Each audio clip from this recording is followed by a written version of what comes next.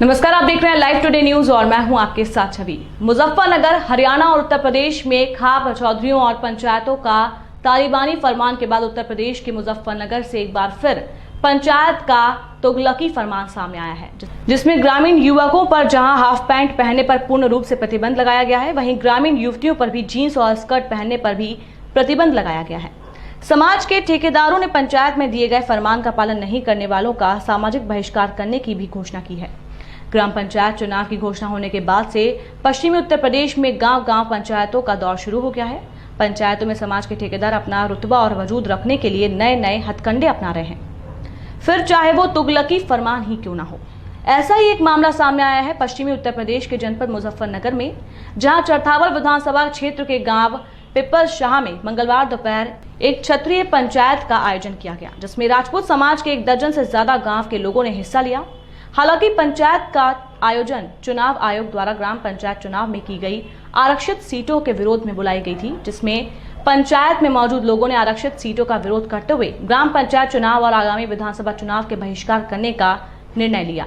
लेकिन कुछ देर बाद ही पंचायत में सामाजिक कुरीतियों को लेकर बहस होने लगी और पंचायत की अध्यक्षता कर रहे ठाकुर पूरण सिंह ने पंचायत में खड़े होकर तुगलकी फरमान का ऐलान करते हुए कहा कि जिस देश और समाज की संस्कृति नष्ट होगी, वो देश और वो समाज अपने आप समाप्त हो जाएगा। उसे समाप्त करने के लिए किसी तोप या बंदूक की जरूरत नहीं पड़ती। इसलिए आज इस पंचायत में सभी जिम्मेदार लोग बैठे हैं, वो सभी इस चीज पर पाबंदी लगाएं कि इस बार चुनाव में शराब जैसी कोई भी चीज लागू नहीं होगी। दूसरी व्यवस्था यह है कि ये जो गाँव में नई उम्र के लड़के हैं, वो गाँव में निकर, जैसे हाफ पैंट कहते हैं, हम ये कह रहे हैं कि आज के बाद किसी भी गांव में कोई भी लड़का यदि हाफ पैंट पहनकर घूमता मिला तो समाज उसे दंडित करे। तीसरी बात यह है कि हम सभी के घर में लड़कियां हैं और आज हमारी लड़कियां पढ़ने जा रही हैं, ठीक है, उन्हें पढ़ाओ, बिना दहेज के उनका विवाह करो, ये सब ठीक है, लेकिन लड़कियां जीन्स पहनकर या आपत्तिजनक कपड़े पहनकर जाएं, ये समाज के लिए अच्छा नहीं है। इस पर भी समाज एक मत होकर पाबंदी लगाए। जो भारत की संस्कृति है और जो हमारी संस्कृति के परिधान हैं, उन्हीं कपड़ों का वो प्रयोग करें, ना कि जीन्स टॉप पहनकर गांव से जाएं। और अगर स्कूल कॉलेजों में ये व्यवस्था नहीं है तो उन स्कूलों कॉलेजों का बहिष्कार किया जाए जिन स्कूलों में पैंट स्कर्ट यूनिफॉर्म पहनने की परंपरा है। और सरकार सभी गाँव में आरक्षण की व्यवस्था को समाप्त करे, सभी गाँव को सामान्य में करे, जिससे प्रत्येक गाँव में सामान्य, ओबीसी और एससी वर्ग को चुनाव लड़ने का हक मिले। देखो, मुद्दा तो ऐसी है बात, मान लिया सरकार सन 1950 में संविधान हुआ और उसमें सब आज़ाद हुए। जब आज़ाद भारत हो गया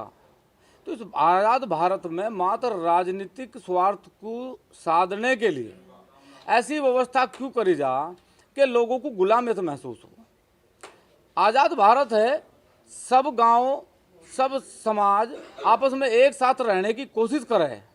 हमारा सवाल ये, जो सरकार गांव में आरक्षण लागू करे कि भाई ये एससी वर्ग में चला गया, ये ओबीसी वर्ग में चला गया, ये सामान्य वर्ग में चला गया,